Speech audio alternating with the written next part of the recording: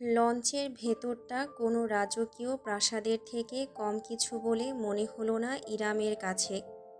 বিস্তৃত ডেক, ছাদে কারুকার্য ঘেরা সিলিং, একপাশে সিঁড়ির সাথে লিফটের ব্যবস্থা আছে। লঞ্চের ভেতরে লিফট, ব্যাপারটা রমণীকে বিস্মিত করল।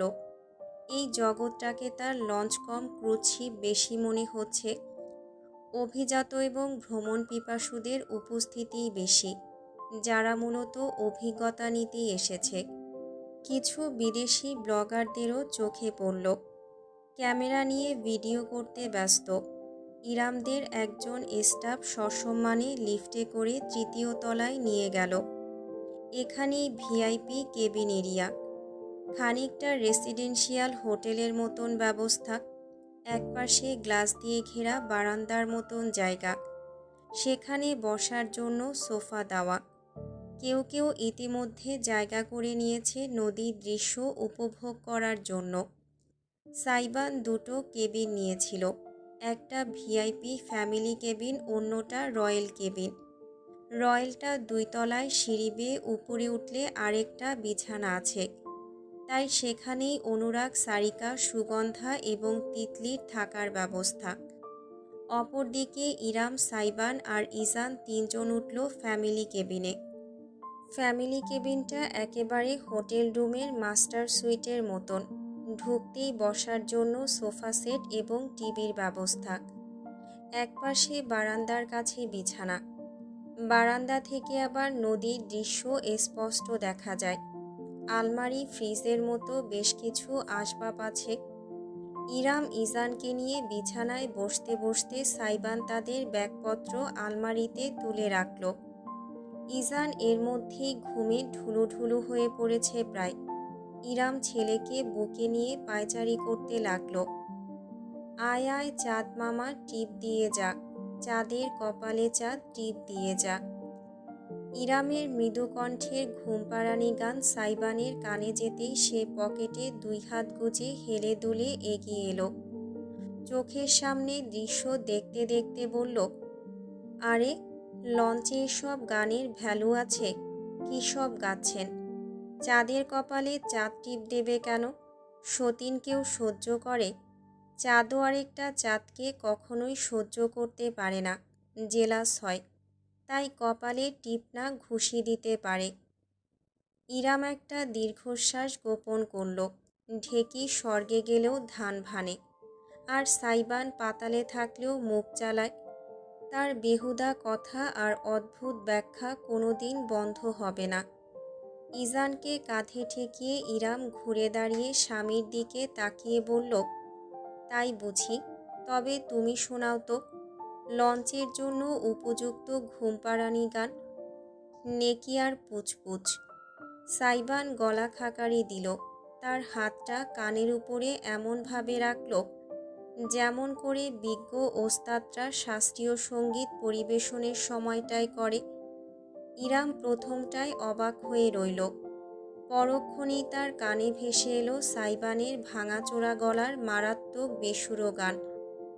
বরিশালের লঞ্চে উঠা লইসি কেবিন রুম, আম্মারে বুকে নিয়া আব্বাই দিব ঠাইসা ঘুম, হায়রে দিব রসের ঘুম। ঘুমে ঢুলুঢুলু ইজান মহান সঙ্গীত শুনে তড়াক করে লাফিয়ে উঠল। মাথাটা কাত করে সামনের দিকে চেয়ে শব্দ করে উঠল, গুই। ইরাম হতবিহ্বল। তার কোলে ইজান সেকেন্ডের ভেতর সজাগ হয়ে গিয়ে এখন লাফাচ্ছে। সে কি উত্তেজনায় এমন করছে, নাকি পিতাকে গালাগাল করছে সেটা বোঝা মুশকিল। এটা ঘুমপাড়ানি গান ছিল নাকি ঘুমজাগানি গান, ত্যাক্ত হলো ইরাম। তবে অজান্তেই তার ঠোঁটে ছোট একটা হাসির উৎপত্তি ঘটল। এদিকে ইজানকে ধরে রাখা যাচ্ছে না, কিলবিল করছে কই মাছের মতন। সাইবান এগিয়ে এসে ছেলেকে কোলে তুলে নিল। ওই যে, জানতাম বাপের রোমান্সের কথা শুনলেই তুই একটা না একটা বাগড়া দিবি। এত বজ্জাত জীবনে 2টা দেখিনি আমি। বলি, তোর কি বড় ভাই হওয়ার কোনো ইচ্ছা আশা আকাঙ্ক্ষা নেই নাকি? কেবিনে এক ঘুম দিবি, ঢাকা টু বরিশাল গিয়ে একেবারে চোখ খুলবি তা না। বাপের বুকে সাপটাসাপটি করতে হবে তোর। বাপের মতন হয়েছে না, বজ্জাত তো হবেই। চোখ উল্টে মন্তব্য করল ইরাম। তারপর উল্টো ঘুরে গিয়ে বিছানায় বসল। সাইবান ইজানকে একেবারে কাঁধের উপর তুলে পিছন বরাবর একটা চাপড় দিয়ে বলল, যাই হোক না কেন, হানিমুনে বেবিমুন না করলেই হলো। ইরাম ভ্রু তুলল সাইবানের উদ্দেশ্যে। কি হানিমুন হানিমুন লাগিয়ে রেখেছ? তুমি কাজে যাচ্ছ, আমরা বাকিরা ঘুরতে যাচ্ছি। এর মধ্যে হানিমুন শব্দটা এলোই বা কী করে? এটা কিভাবে হানিমুন হয়? বাঁকা হাসল সাইবান, চকচকে চোখে জানালো, রাত হোক, লঞ্চ যখন মাঝপদ্মার উথাল পাথাল ঢেউয়ে দুলবে, তখন আমি ব্যক্তিগতভাবে আপনাকে বুঝিয়ে দেব হানি আর মন দুটোই কিভাবে হয়। চোখ টিপ দিল সে এমন কুটিলভাবে যে ইরাম একটা শক্ত ঢোক গিলল। সাইবান কেবিনে দাঁড়িয়ে থাকলো না আর। পোটলা যখন উঠেই পড়েছে, ওকে একটু ঘুরিয়ে আনছি। চুপটি করে কেবিনে বসুন। জরিনার আম্মা সকিনা তার লেটেস্ট চুংচাং চাইনিজ মুভি নিয়ে এই এলো বলে আপনার সাথে দেখতে। আই উইগা, গাইগুইয়ের দিন শেষ, এবার সোজা আব্বা ডাকা শিখবি। বল আব্বা, আব্বা। আগু, ধুর ব্যাটা, হাগু হবে তো ডিএনএর দানবীর। আমি আব্বা, রিয়েল আব্বা। ছেলেকে নিয়ে খুনসুটি করতে করতে কেবিনের বাইরে চলে গেল সাইবান। বেশ কিছুক্ষণ পর লঞ্চ ছেড়েছে, প্রায় ঘণ্টাখানেক হয়ে গিয়েছে। রাত নেমে এসেছে চারপাশে। শীতল বাতাসের তীব্র ঝাপটা আসছে করিডোরে দাঁড়ালেই। অদূরে ঝাপসা শহুরে বাতি দেখা যাচ্ছে, আর কিছুক্ষণ বাদে তাও মিলিয়ে যাবে। রয়ে যাবে শুধু তারা ভরা আকাশ এবং নদীর কলকল ঢেউ। ভিআইপি এরিয়ায় সকলের বসার জন্য আলাদা ব্যবস্থা আছে। সোফা সেট রাখা, মাঝখানে ছোট ছোট টেবিল। এখান থেকে বাইরের নদীর দৃশ্য স্পষ্ট উপভোগ করা যায়। এই মুহূর্তে অনুরাগ এবং তিতলি ছাড়া কেউ নেই আশেপাশে। ক্যান্টিন থেকে বেশ কয়েক ক্যান এনার্জি ড্রিঙ্ক কিনে এনেছে অনুরাগ, সেগুলো টেবিলের উপর। একটা হাতে তুলে ছিপি খুলতে না খুলতেই হঠাৎ করে তিতলি বলে উঠল, এই অনু, চল দুটো শট হয়ে যাক। তিতলির হঠাৎ কথায় অনুরাগ খানিক চমকে উঠল, মাথা কাত করে তাকালো। কি বলছিস তুই? বাঁকা হেসে রমণী নিজের পকেটের ভেতর ঠেসে রাখা একটা ছোট্ট বোতল বের করে নিল। কালচে বোতলে চকচকে লেবেল। অনুরাগের ভ্রু উঁচু হয়ে উঠল বিস্ময়ে। তুই লঞ্চে এসব এনেছিস? তিতলি চোখ উল্টালো। ও কামন, মজা করতে এসেছি তো করব না? কিন্তু এসব কি অ্যালাউড? Who cares? তিতলি বোতলের ছিপিটা কামড়ে খুলল। গোলাকৃতির বস্তুটা দেখতে খানিকটা ছোট্ট কাপের মতন। সেটাতেই কিছুটা তরল ঢেলে অনুরাগের দিকে বাড়িয়ে দিল তিতলি। অনুরাগ খানিকটা বিব্রত হয়ে গ্রহণ করল। বোতলটা তুলে নিজের মুখে খানিকটা ঢেলে দিল রমণী। তারপরই মাথা ঝাঁকিয়ে খিলখিল করে হেসে উঠল। একটা খাসা মাল। অনুরাগ নিজের হাতের ছিপিতে খানিক দ্বিধা নিয়ে হালকা একটা চুমুক দিল, ঝাঁজে একটু বেশি। সরাসরি মুখে দেওয়া উচিত হয়নি। সে খানিকটা এনার্জি ড্রিঙ্কস ঢেলে আবার চুমুক দিল। তিতলি বিনা দ্বিধায় আরও বেশ খানিকটা গলায় ঢেলে বলল, আফনানা নীরবকে মিস করছি। ওরা থাকলে জাস্ট জমে ক্ষীর হয়ে যেত। এখনই ড্রিঙ্কিং গেম স্টার্ট করতাম। সে যাক, আমরাই খেলি। যা তো, জিনিকে ডেকে নিয়ে আয় কেবিন থেকে। কিসের জন্য আমাকে খোঁজা হচ্ছে? অপ্রত্যাশিত কণ্ঠস্বরটি ভেসে আসতেই উভয়ে ঘুরে তাকালো। সাইবান এসে ঢুকেছে। উজ্জ্বল চেহারা এবং তীক্ষ্ণ দৃষ্টি চোখে। ভুরুতে পিয়ার্সিং চিকচিক করে দ্যুতি ছড়াচ্ছে। তাকে দেখেই তিতলি একটা হেঁচকি তুলে খিলখিলে কণ্ঠে ডেকে উঠল, জিনি। সাইবান এগিয়ে এলো। ড্রিঙ্কসের কারণে তিতলির ফর্সা চেহারায় লালচে ভাব ফুটে উঠতে শুরু করেছে। এর মধ্যেই দৃষ্টি কেমন যেন ঘোলাটে দেখাচ্ছে। টেবিলের কাছে অপর একটা সোফায় পায়ের উপর পা তুলে বসে পড়ল সাইবান। আমি আর অনু মিলে ড্রিঙ্কিং গেম খেলার কথা ভাবছিলাম। আমার কাছে কার্ডও আছে। অপর পকেটে রাখা তাসগুলো বের করে টেবিলে ছড়িয়ে রাখল তিতলি। সাইবান এক নজর কার্ড এবং পরবর্তীতে ড্রিঙ্কসের বোতলের দিকে তাকালো। তিতলি বেশ উৎফুল্ল হয়ে বোতলটা এগিয়ে দিল তার দিকে, কিন্তু সাইবান মাথা নাড়ল।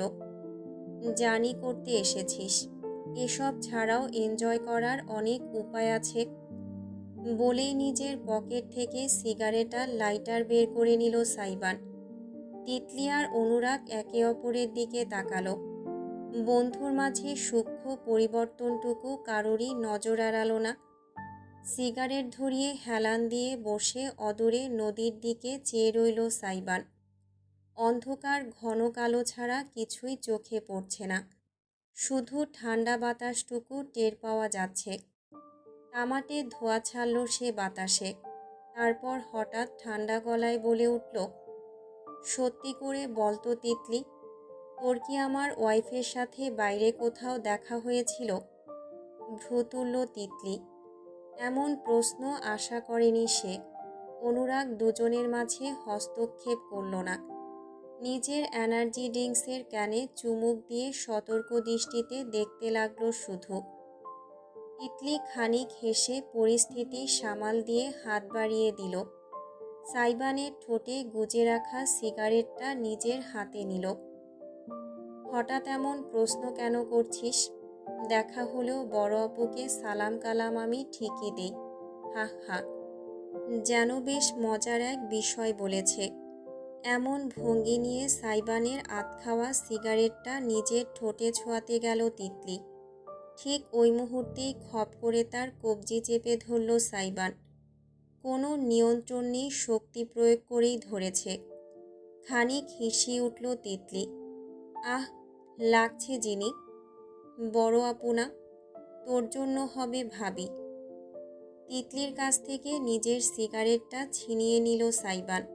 নিজেও খেল না, সামনে রাখা অ্যাশট্রেতে ঘষে নিভিয়ে ফেলল।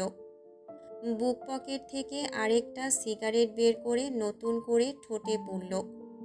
এমন কাণ্ডে ভ্রু কুঁচকে ফেলল তিতলি। ঝাঁজ নিয়ে বলল, হোয়াট দ্য হেল, এমন করছিস কেন জিনি? আমার সিগারেটে হাত দিবি না কেন? আগে তো কখনো এমন করিসনি।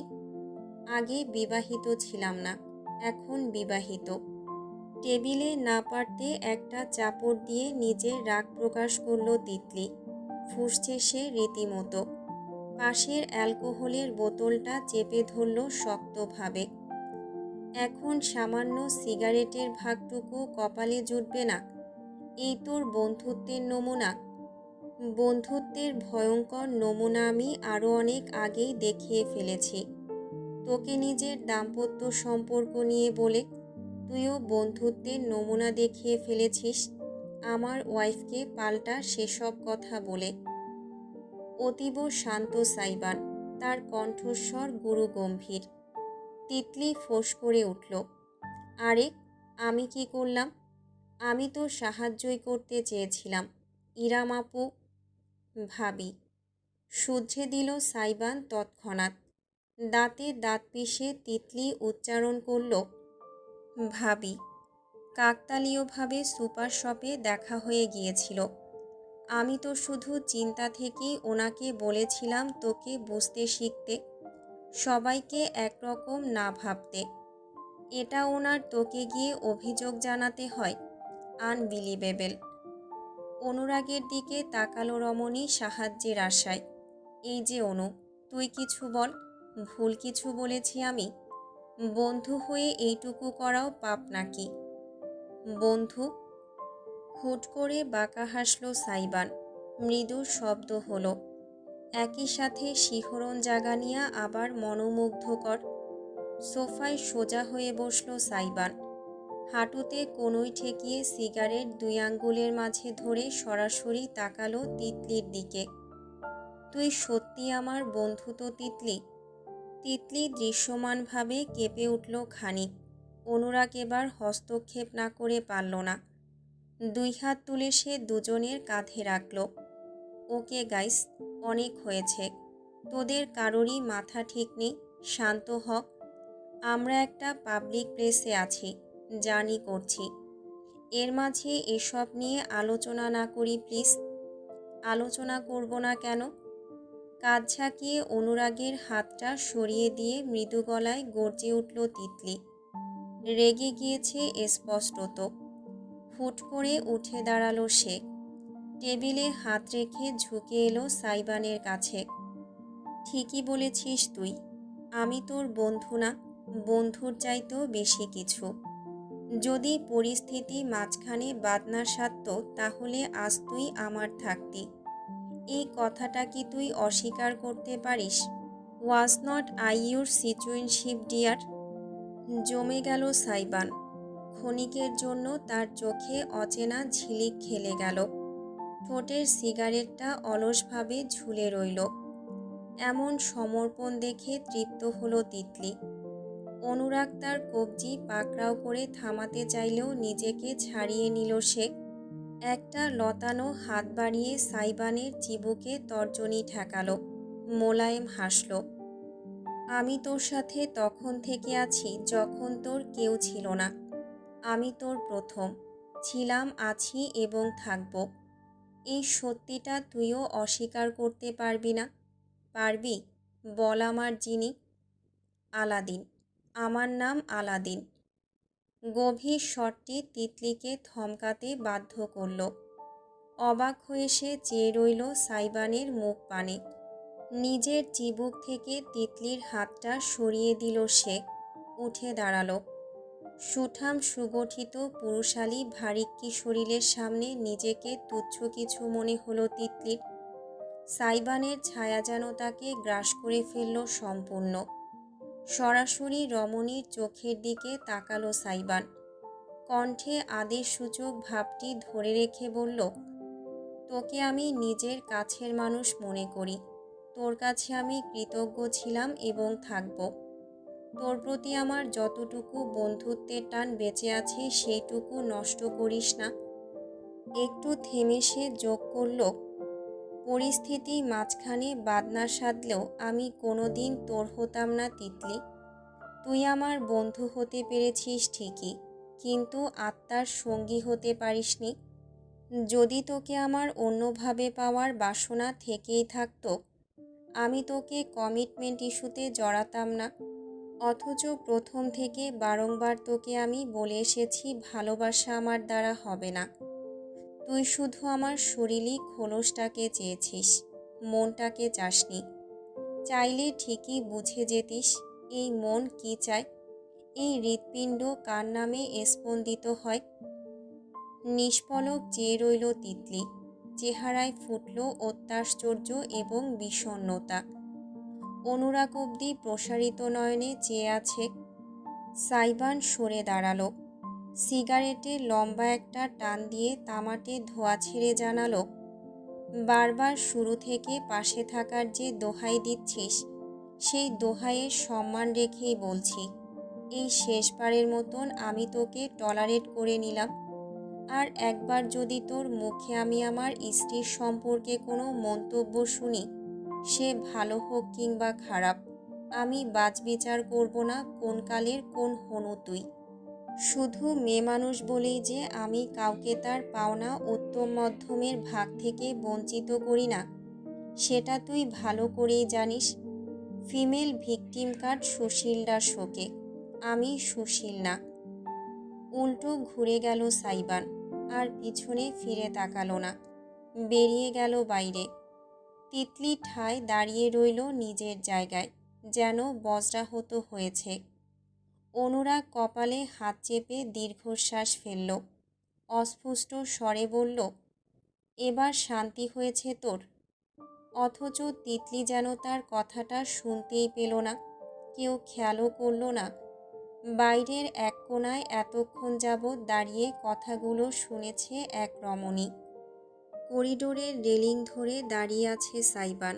মাঝ নদীতে থাকায় এখন হাড়হিম করা শীতল বাতাস গায়ে লাগছে দারুণভাবে।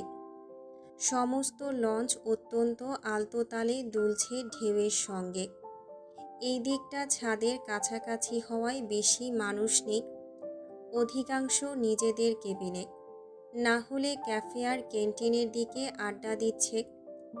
দূর থেকে একদল বন্ধুদের বাজানো গিটার আর গানের সুর ভেসে আসছে মৃদুভাবে। সাইবান নীরবে দাঁড়িয়ে দূরে তাকিয়ে আছে, যেখানে এখন শুধুই কালো, কোনো আলো নেই। এই মহতী নদীর মাঝে একাকী এই লঞ্চ, লঞ্চের ভেতরে ছোট্ট শহর। কি অসহায় মানব জাতি! একটা ঝড় উঠলে কি আর কিছু বাকি থাকবে? ভাবতে ভাবতে বাতাসে তামাটে ধোঁয়া উড়িয়ে দিল সাইবান। এটা তার চতুর্থ সিগারেট। নিজের শরীরের অশেষ ক্ষতির মাঝেও যে কি শান্তি, সিগারেটই যেন তার প্রমাণ। তার মতন কত অদ্ভুত মানুষই না আছে দুনিয়ায়। হুট করে সাইবানের হাতে একটা চাপড় পড়ল। ভড়কে গেল সে। হাতের সিগারেটটা ছিটকে নিচে নদীর পানিতে পড়ে গেল। সাইবান হতবম্ব হয়ে পাশে তাকাতেই আবিষ্কার করল ইরামকে। আম খাও, জাম খাও, ভাত খাও, বিরিয়ানি খাও, সিগারেটই কেন খেতে হবে? নরম গলায় বলল ইরাম। স্বামীর পাশে রেলিংয়ে হাত রেখে দাঁড়ালো। সাইবান প্রথমটায় অবাক হয়ে থেকে শেষে মুচকি হেসে জবাব দিল, আমি সিগারেট খাই না, সিগারেট আমাকে খায়। নিজেকে না খাওয়ালে হয় না? ছেড়ে দিতে বলছেন? যদি বলি হ্যাঁ, ছেড়ে দেবে? আপনি বললে শুধু সিগারেট কেন, পৃথিবীটাও ছেড়ে দিতে রাজি আছি। ইরাম এবার চোখ উল্টালো। তুমি আমার সঙ্গে ফ্লার্ট করছো, তাই না আলাদিন? সাইবান রেলিংয়ে পিঠ ঠেকিয়ে হেলান দিয়ে বুকে দুই বাহু বেঁধে বলল, ও মা, কি শিক্ষিত আপনি! ফ্লার্টিং কি বোঝেন? ভালো ভালো, এখন আর অবুঝ অবদের সাথে তর্ক করতে হবে না। আমি শুধু বুঝি না, খুব ভালো করেই জানি ফ্লার্ট তুমি আরও কতজনের সাথে করেছ। এমনিতে তো আর সিচুয়েশনশিপ আর বেঞ্চিংয়ের লিস্ট বাড়েনি। আপনি এটাও জানেন আমি সবার সাথে ফ্লার্ট করি। বা যাক, স্বীকার করলে তাহলে। অবশ্যই, স্বীকার না করার কি আছে? আপনি আমার সাথে ফ্ল্যাট করলে আমিও ফ্ল্যাট ব্যাক করব। পার্থক্য শুধু একটাই, দিন শেষে আপনি প্রেমে পড়ে যাবেন, কিন্তু আমি পড়ব না। ইরাম শান্ত চেয়ে দেখল সাইবানকে। ছেলেটা দুষ্টুমির হাসি হাসছে। নদীর উপর দিয়ে ধেয়ে আসা শীতল বাতাসের ঝাপটায় চুলগুলো এলোমেলো হয়ে উঠছে তার। হঠাৎ একটা হাত বাড়িয়ে দিল ইরাম, সাইবানের বুকে বেঁধে রাখা বাহুর উপর রাখল। নরম কণ্ঠে শুধালো, আর কতকাল নিজেকে এমন মিথ্যা খোলসে ঢেকে রাখবে বলে পণ করেছ? সাইবানের ঠোঁটের হাসি মিয়ে এলো। ইরামের দিকে সে খানিকটা বিস্ময় এবং কৌতূহল নিয়ে তাকালো। অর্ধাঙ্গিনী তার ছোট একটা নিঃশ্বাস ফেলল।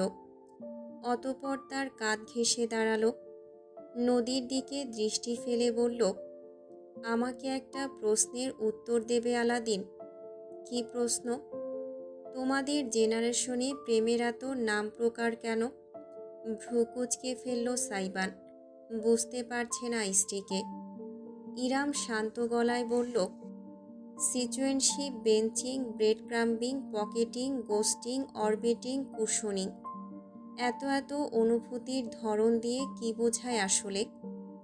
এবার সত্যি সাইবান ভীষণ রকমের অবাক হলো। ইরাম এত কিছু জানল কবে? সে তো কয়েকটা ছাড়া অন্যগুলো কখনো ব্যবহারই করেনি। তবে কি নিজে নিজে জেনেছে?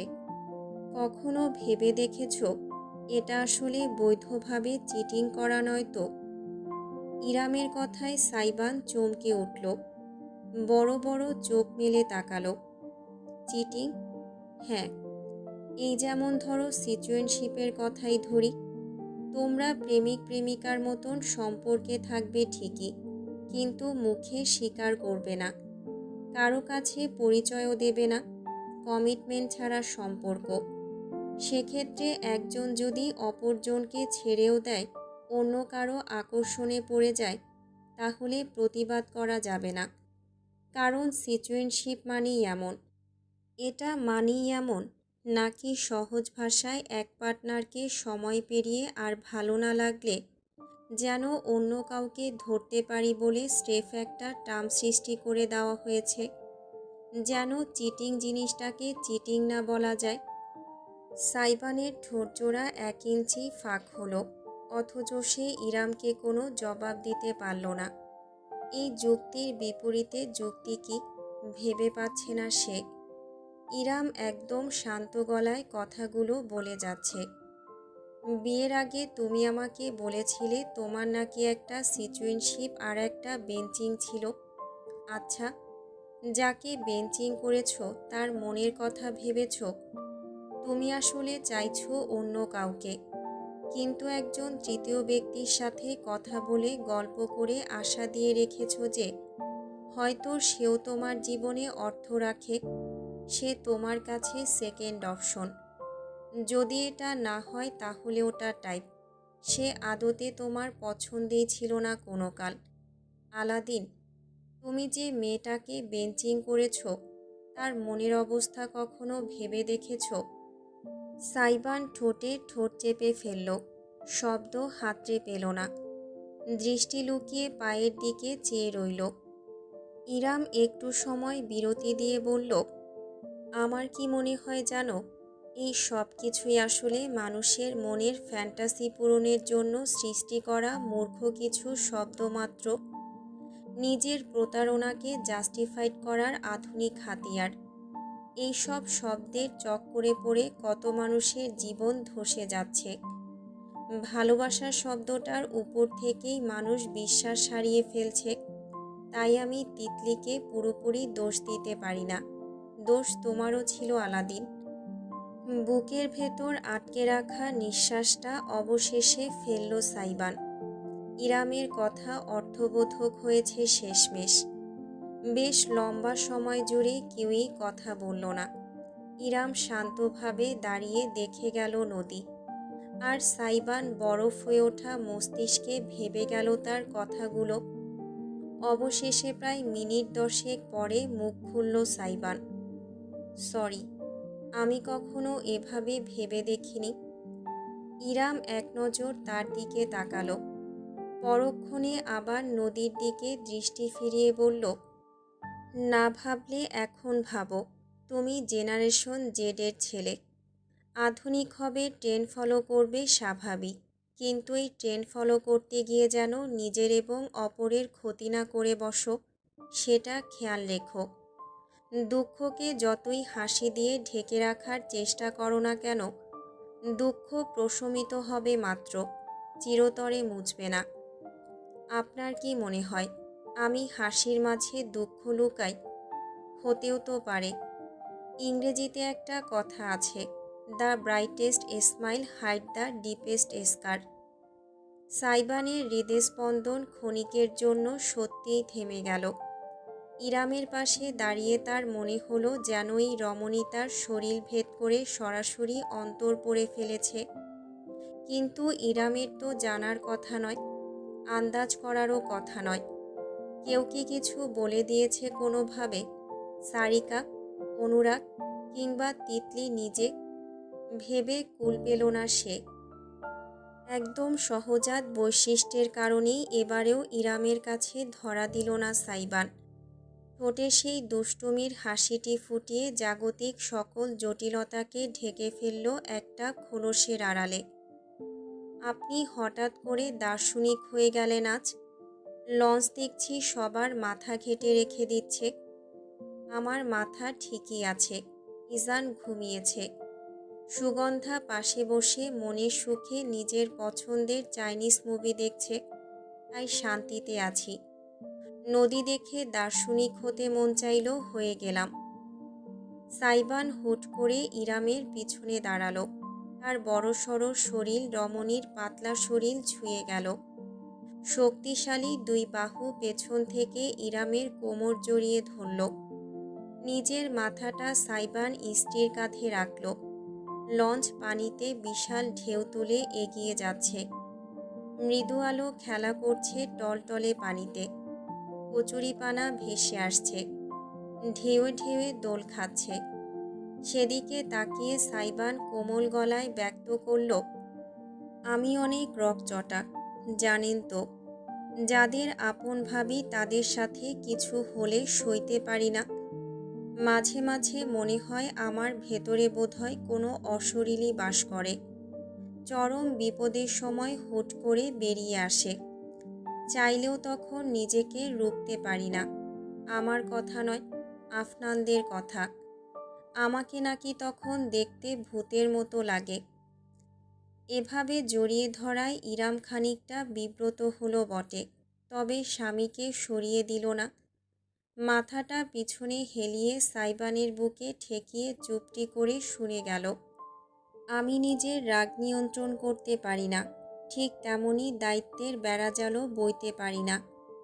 আমার সব সময় মনে হয় জীবন, পরিবার, সংসার, দায়িত্ব বিষয়গুলো আমার জন্য না। দম বন্ধ লাগে নিজেকে এমনভাবে কল্পনা করতে গেলেও। অথচ আপনি আসার পর সবটা কেন যেন বদলে গেল। বদলে গেল কিভাবে? ইরাম প্রশ্ন ছুড়ল। সাইবান মৃদু হেসে তার গালে নাক ঘষে জানালো, উত্তরটা না হয় আমার মনের মাঝেই থাক। আজ শুধু আপনাকে এইটুকু বলতে চাই, ইরাম আপু, আপনার ভয়, আপনার আশঙ্কা সব কিছুই আমি ইদানিং বুঝতে শিখেছি। তাই আশ্বাস জানাতে চাচ্ছি, I am really serious about our relationship. এক লহমার জন্য থমকে গেল রমণী।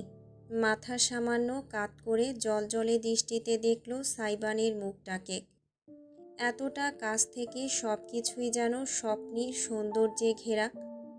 সাইবান ঝুঁকে তার নাকে নিজের নাক ছুঁয়ে দিয়ে বলল, আমাকে দেখতে হয়তো উগান্ডার প্রাণী মনে হয়। একটা বাউন্ডুলে দায়িত্বজ্ঞানহীন ছেলে, চালনি চুলনি, সারাদিন ডিজেগিরি করে বেড়ায়। মারামারিতে ৬৪ পায়ে গিয়ে গুন্ডাদের মতন ভ্রুর মাঝে রিং ঝোলে। But you should know I am trying. I will try to be a better husband to you. I will try to be a better father to my baby boy. আমি চাই আপনি একটুখানি জানুন, একটুখানি বুঝুন যে আমি আপনার সেই ছোট খালাতো ভাইটা নেই। আপনি কি এখনো আমাকে ভাইয়ের মতোই দেখেন, ইরাম আপু? একদৃষ্টে চেয়ে রইল ইরাম। পরক্ষণে উত্তর করল, আমি তোমাকে কিসের মতো দেখি তা আমি নিজেই জানি না। সাইবানের চেহারা খানিক ঝুলে পড়ল। ইরাম নিজের কোমরের চারপাশে জড়ানো তার হাতের উপর নিজের একটা হাত রাখল। মৃদু হেসে বলল, কিন্তু তোমাকে এত ভাবতে দেখে আমি সত্যি অবাক হলাম। শুরুতে যে ছেলে এই বিয়ে থেকে ৫০০ হাত দূরে ভেগেছে, সে এখন আমায় বলছে সে চেষ্টা করছে একজন ভালো স্বামী আর বাবা হওয়ার। ভালো টালো বেশে ফেলেছ নাকি? কথাটা ইরাম খোঁচা দিয়ে মজা নিতেই বলেছে, অথচ সাইবানের দুই বাহু তার সমস্ত শরীরে সজোরে চেপে গেল। তার ঘাড়ে মুখ ডুবিয়ে সাইবান ফিসফিস করে শুধালো, যদি বলি ভালোবাসি তবে বিশ্বাস করবেন? ইরাম অজান্তেই সামান্য শিউরে উঠল। পরক্ষণে পাল্টা জবাব দিল, এক মুখে আপু ডাকো, আবার বলো ভালোবাসো। Pretty little pervert, aren't you? খিলখিল করে হাসল সাইবান। তার তপ্তশ্বাস ছুঁয়ে গেল ইরামের ত্বক।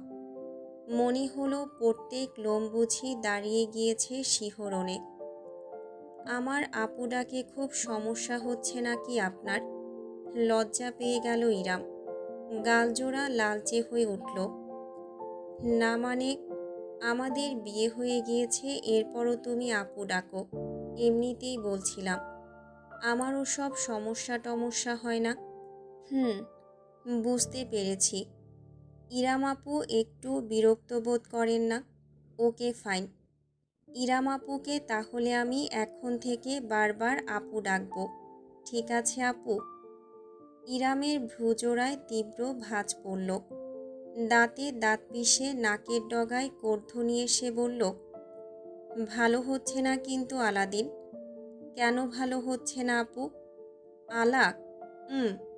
ইরাম মাথা কাত করে প্রতিবাদের সুরে কিছু বলতে যাচ্ছিল, কিন্তু পারল না।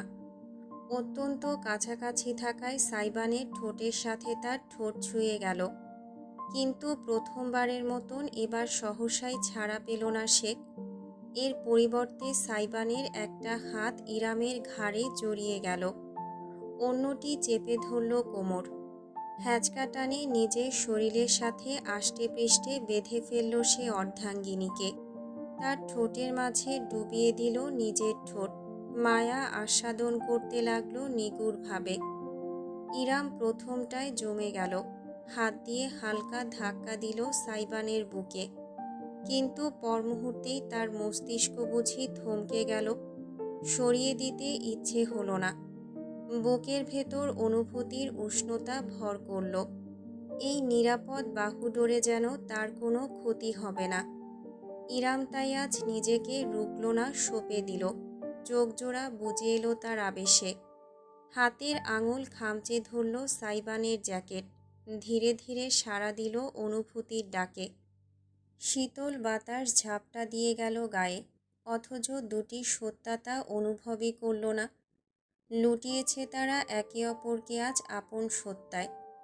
সাইবান আদরের ছোঁয়া ক্রমশ গভীর থেকে গভীরতর করে তুলল। ইরামের প্রতিটা কম্পন, প্রতিটা প্রতিক্রিয়া তার অস্তিত্বকে ঘূর্ণিপাক খেলিয়ে দিল। চোখজোড়া হালকা একটু খুলল সে। সম্মোহিত নয়নে দেখল কিভাবে অর্ধাঙ্গিনী নিজেকে সমর্পণ করে দিয়েছে তার দুয়ারে। একটুখানি থামল সাইবান। ইরামের ঠোঁটের উপর জড়ানো গলায় ফিসফিস করে বলল, নেশা তামাকে নেই, নেশা আপনার ঠোঁটে। ইরাম ভারী নিঃশ্বাস ফেলতে ফেলতে জলজলে চোখ মেলে তাকালো। সাইবান পুনরায় তার ঠোঁটে চুমু খেল, এবার অত্যন্ত যত্ন নিয়ে, আলতোভাবে, দীর্ঘ সময় ধরে। এরপর হঠাৎ করেই থেমে গেল সে। আচমকা ঘাড় ঘুরিয়ে করিডোরের প্রান্তে তাকালো। ইরামের মনে হলো তার শরীর দুলছে। সাইবানের কাঁধে মাথা ঠেকিয়ে সেও তাকালো, অথচ ওদিকটায় কালিগোলা অন্ধকার ছাড়া কিছুই চোখে পড়ল না তার। ধরফর করতে থাকা হৃদযন্ত্র সামলে সে জিজ্ঞেস করল, কি হয়েছে? সাইবান তীক্ষ্ণ দৃষ্টিতে আরও কিছুক্ষণ চেয়ে থেকে জবাব দিল, মনে হলো কেউ আমাদের দেখছে। ইরাম সোজা হয়ে দাঁড়িয়ে তাকালো সামনে ভালোভাবে। না, কিছুই দেখতে পেল না এবারেও। ওদিকটা একদমই ফাঁকা।